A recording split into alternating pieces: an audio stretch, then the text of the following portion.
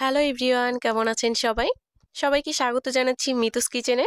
আজকে আমি খুবই মজাদার একটা রেসিপি নিয়ে চলে আসলাম। মাত্র একটা ডিম আর ময়দা দিয়েই কিন্তু এই নাস্তাটা বানিয়ে ফেলতে পারবেন খুব সহজেই, অল্প তেলে। কথা না বাড়িয়ে মেন ভিডিওতে চলে যাচ্ছি। প্রথমে একটা বলে আমি নিয়ে নিচ্ছি 1 কাপ পরিমাণ ময়দা। এখানে দিয়ে দিব স্বাদ মতো লবণ আর দিয়ে দিব 2 টেবিল চামচ তেল। এখন এই লবণ আর তেলটাকে ময়দার সাথে খুব ভালোভাবে মিশিয়ে নিতে হবে। তেলটা ময়দার সাথে খুব ভালোভাবে মেশানো হয়ে গেলে এখানে আমি দিয়ে দেব উষ্ণ গরম জল। অল্প অল্প করে উষ্ণ গরম জল দিয়ে একটা সফট ডো তৈরি করে নিতে হবে। এখানে কিন্তু কোনোভাবেই ফুটন্ত গরম জলটা দেওয়া যাবে না, আবার একবারে ঠান্ডা জলটাও দিব না। হাতে সহ্য করা যায় এরকম উষ্ণ গরম জলটা দিয়ে কিন্তু একটা সফট ডো আমি তৈরি করে নিয়েছি। ডোর উপরে আমি সামান্য একটু তেল লাগিয়ে এটাকে রেস্টে রেখে দিব প্রায় 30 মিনিটের জন্য। এতে করে কিন্তু ওপর থেকে ডোটা ড্রাই হয়ে যাবে না। এই তো তেল লাগিয়ে এটাকে আমি 30 মিনিটের জন্য রেস্টে রেখে দিব। আর এইদিকে কিন্তু আমি পুরটা বানিয়ে নিব। এই পুরের মধ্যে আমি একটা আলু দিব। এর জন্য আলুটাকে প্রথমে কিন্তু আমি ছিলে নিয়েছি, খুব ভালোভাবে ধুয়েও নিয়েছি। এখন এটাকে গ্রেট করে নিতে হবে। গ্রেটারের ছোট অংশ দিয়ে কিন্তু এটাকে আমি একদম কুচি কুচি করে গ্রেট করে নিচ্ছি। এই তো সম্পূর্ণ আলুটাই কিন্তু আমি গ্রেট করে নিয়েছি। এখন এটাকে আবারও একবার ধুয়ে নিয়েছি। একটা প্যান গরম করে এর মধ্যে আমি দিয়ে দিলাম প্রায় 2 টেবিল চামচের মতো তেল।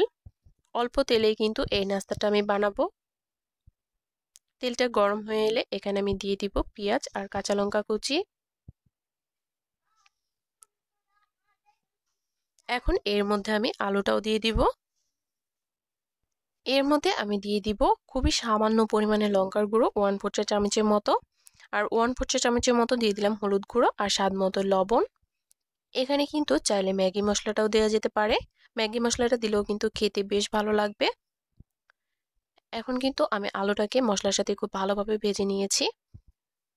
আলুটা খুব ভালোভাবে ভাজা হয়ে গেলে এখানে আমি ডিম দিয়ে দিলাম। আর এই আলুটা যেহেতু গ্রেট করা, ভাজতে কিন্তু খুব বেশিক্ষণ সময় লাগে না, 2 মিনিটের মধ্যেই কিন্তু আলুটা ভাজা হয়ে যাবে। ডিমটা দিয়ে নেড়ে চেড়ে ঝুরি করে খুব ভালোভাবে এটাকে ভেজে নিব। এই তো খুব ভালোভাবে নেড়ে চেড়ে এটাকে আমি ভেজে নিয়েছি। খুব বেশিক্ষণ ডিমটা দেওয়ার পরেও কিন্তু ভাজবো না, একটু নেড়ে চেড়ে জাস্ট ঝুরি করে নিতে হবে। তারপরে এটাকে আমি চুলা থেকে নামিয়ে নেব।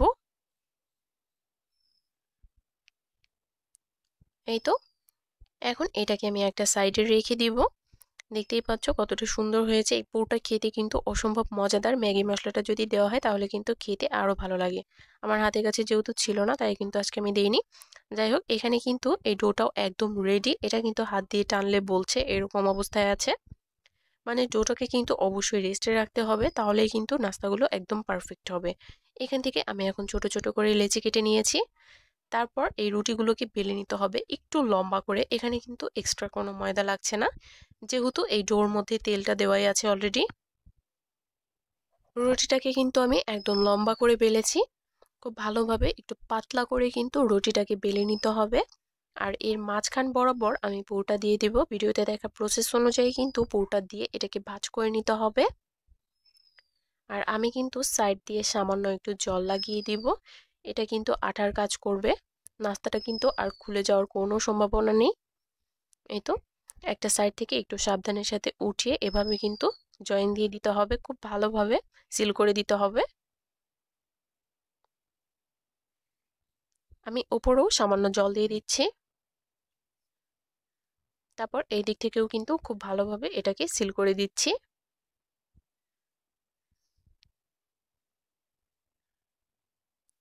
একটু সাবধানের সাথে এটাকে আমি হাতে তুলে নিয়েছি। তারপর কিন্তু যে সাইডটা কিন্তু যে আমি সিল করেছি ওই সাইডটা উপরের দিকে রেখে, মানে এটা মধ্যে পড়বে, এতে করে কিন্তু দেখতে সুন্দর লাগবে। উপরে সামান্য জল লাগিয়ে আবারও আমি রোল করে নিলাম।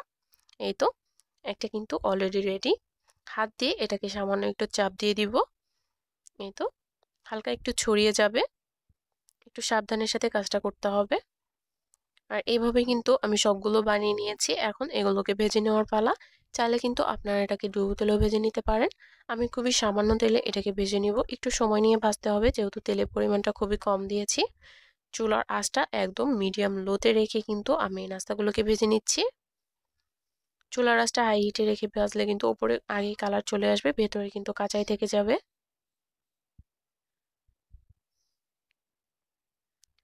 দুইটা দিকে কিন্তু উল্টে পাল্টে খুব ভালোভাবে ভেজে নিতে হবে। চুলার আঁচটা যেহেতু লোতে আছে, সময় কিন্তু একটু বেশি লাগবে।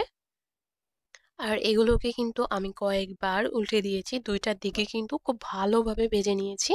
আর এই নাস্তাগুলো খেতে কিন্তু অসম্ভব মজাদার, না বানালে কিন্তু বুঝতেই পারবে না। এই তো আমি কিন্তু এটাকে ভেজে নিয়েছি প্রায় 10 মিনিটের মতো, একটু বেশি সময় লেগেছে ভাজতে। যাই হোক, এই তো সবগুলো কিন্তু আমি এখন নামিয়ে নিয়েছি। একটা ভেঙেও দেখিয়ে দিব যে ভেতরটা কতটা সুন্দর হয়েছে। ভেতর ভর্তি কিন্তু পুর থাকবে, যেহেতু ডিম আর আলুর পুর, খেতে কিন্তু অসম্ভব মজাদার। সিঙ্গারা সমুচার থেকেও কিন্তু এই নাস্তাটা খেতে ভীষণই ভালো লাগে। সবাইকে বলবো একবার হলো এই নাস্তাটা ট্রাই করে দেখতে, আশা করছি সবার কাছে ভালো লাগবে। এই তো একটা ভেঙেও দেখিয়ে দিচ্ছি। যারা যারা এখন আমার চ্যানেলটি সাবস্ক্রাইব করনি অবশ্যই সাবস্ক্রাইব করে দিবে, আর যারা অলরেডি করেছো তাদেরকে অসংখ্য ধন্যবাদ।